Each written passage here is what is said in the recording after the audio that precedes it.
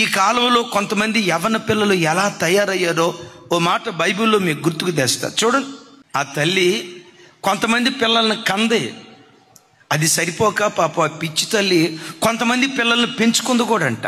కన్నా పిల్లలు ఉన్నారు, పెంచుకున్న పిల్లలు ఉన్నారు. కన్నా పిల్లల పరిస్థితి ఏంటో తెలుసా? ఆమెకు దారి చూపగలవాడు ఒక్కడునో లేకపోయేనో.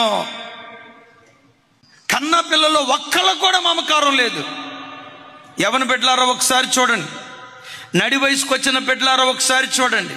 వృద్ధాప్యంలో అమ్మ ఉందిగా, ఆ అమ్మకు మొత్తం అన్నం వండి పెడుతున్నావా? ఆ అమ్మ బట్టలు ఉతుకుతున్నావా?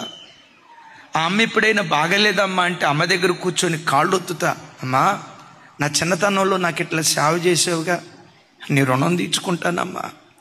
నా చిన్నతనంలో నాకు ఇట్లా పరిచర్య చేసావు కదా నాన్న, నీ రుణం తీర్చుకుంటా నాన్న అని ఎప్పుడైనా తల్లిదండ్రుల పట్ల అలాంటి ప్రేమను కనపరిచే వ్యక్తులుగా మీరున్నారా లేదా ఆలోచించండి. ఈ తల్లి పరిస్థితి ఏంటంటే, ఆమె కనిన వారిలందరిలో ఆమెకు దారి చూపువాడు ఒకడునూ లేడట. ఆమె పెంచిన కుమారులందరిలో ఆమెను చెయ్యి పట్టుకునేవాడు ఒకడునూ లేకపోయాను.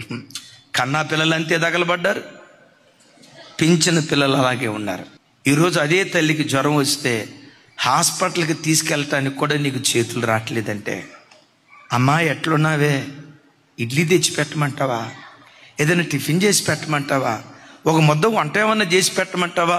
తల్లిని అడగటానికి నీకు నోరు రాకపోగా ముసల్దానా, హే ముసలోడా, ముసల్దానా అనే పిల్లల మీద నువ్వు చిరాకు, కన్న తల్లిదండ్రుల మీద చిరాకు పడుతున్నావంటే తమ్ముడా, ఇదేనా దేవుడు నీకు నేర్పిన సంస్కారం? ఆ వృద్ధాప్యానికి వచ్చిన అత్తామామలను కసురుకుంటున్నావంటే, అమ్మా దేవుని దగ్గర నువ్వు నేర్చుకున్న సంస్కారం ఇదేనా?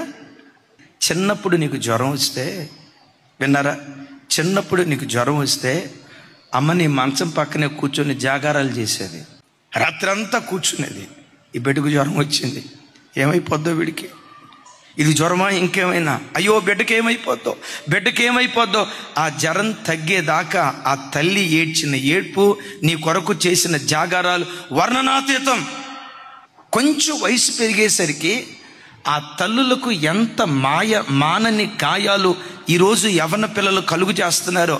చాలామంది తల్లిదండ్రులు ఏడుస్తూ చెప్పే మాట, అన్నయ్య వాళ్ళు పుట్టక మునుపు మేము ఎంత హ్యాపీగా ఉన్నామంటే అంత హ్యాపీగా ఉన్నాం అన్నయ్య, ఇలాంటి కొడుకు నా కడుపున పుట్టకుండా ఉంటే బాగుండేది, ఇలాంటి కూతురు నా కడుపున పుట్టకుండా ఉంటే బాగుండేదని చిన్నప్పుడు ఏ పిల్లలను చూసి మురిసిపోయామో అదే పిల్లలు ఈరోజు మా ఏడ్పు కారణమని ఎంతమంది తల్లిదండ్రులు ఏడుస్తూ చెప్తున్నారు ఈ మాట.